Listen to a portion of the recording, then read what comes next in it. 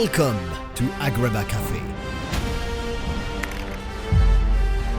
where I, le grand vizier du metaverse, spill the tea on all things VR.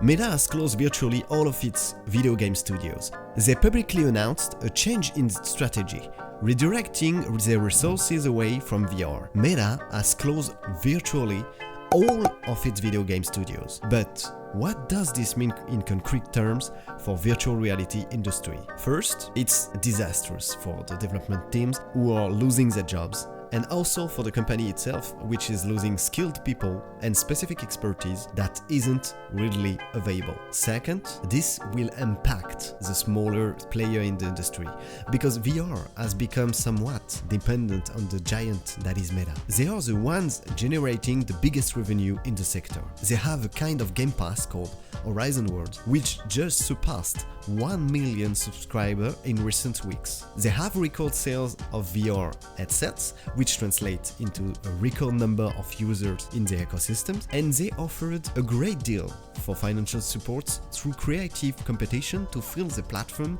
with content, while also supporting smaller VR studios forced to participate in order to maintain their cash flow. But if Meta is the leader in terms of headsets and users, why abandon VR? Because their record sales figures from last year were for smart glasses, and also because they admit to having lost their way by spreading themselves too thin, neglecting VR, and above all, what the public really wanted: gaming. So one question keeps coming up, sometimes rightly, sometimes wrongly, but mostly and very often used by my fellow YouTube content creator and myself to generate sensational views. Is VR dead?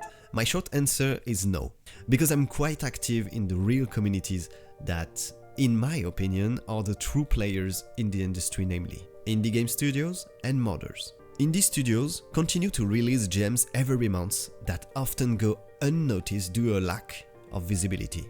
And I believe there's never been as much activity on modding sides as in recent months. I'm thinking in particular of the excellent VR mod of Zelda Breath of the Wild by Crementif, or even more recently, the VR mod by Preydog for Resident Evil 9 Requiem, which was created in less than 24 hours after its release by a guy working alone in his bedroom. This is despite Capcom claiming they were unable to assemble a team for it. Realized that modding a game to make it VR compatible in just few hours is a monumental achievement.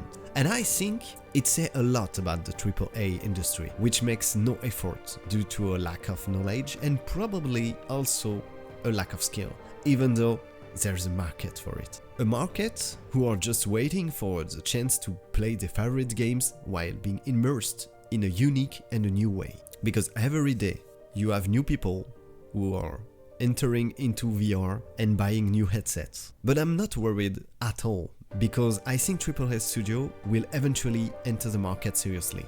Probably the day they have people on their team from the alpha generation who grew up with VR headsets and are passionate about it and are able to understand what players truly want. It's a bit like the Expedition 33 effect on a smaller and a more modest scale, of course. For now, Meta wants to focus on creating smart glasses. They've decided to stop pushing the Horizon World metaverse. Is this because they are abandoning their metaverse project? No, obviously, absolutely not. Meta firmly believes that third-party studios are better equipped to create good games, and they see this as one of the many building blocks the industry needs to continue growing slowly but surely. For them, the lighter, the more comfortable and less isolating form factor of the glasses would be a major key to convincing the general public. Personally, I think it's a combination of factors that could contribute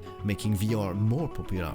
For a technology to be truly used and accepted, I think it needs to be so essential that it becomes a new part of our daily lives, like smartphone, for example. The day this technology truly takes on the form and utility we envision in science fiction fantasy, that's when it will be truly adopted. I think people expect and want the kind of product Tony Stark might create. A device that functions like a real PC, allowing for physical file transfer like Neos or Ready Player One, for example. So we can see each other in VR to share, like we meet on VR chat, and if I want to share a new song with you, I search in my virtual bag, which gives me access to my real PC, and send you the MP3 file, or whatever it is, directly.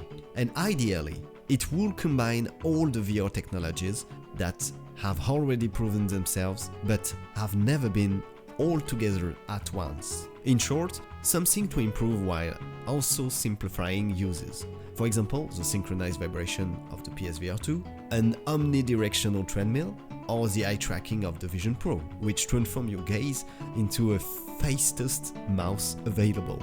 In any case, this whole industry isn't about to collapse overnight, and I'm very curious to see how things will evolve from there, and especially with the upcoming release of Valve's new headsets. And who knows, maybe in 3 months I'll make a video announcing that Meta has acquired VR chat.